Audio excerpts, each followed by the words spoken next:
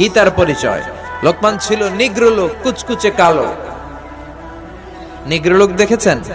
যারা হজে গিয়েছেন তারা দেখেছেন। Sudan, Africa, Uganda. আমি দেখেছি 2008 সালে যখন আমি মিশরে যাই, 2007-এ ধর্ম মন্ত্রণালয়ে আমি মিশরের বৃত্তি পরীক্ষায় প্রথম স্থান অধিকার করি, গেলাম।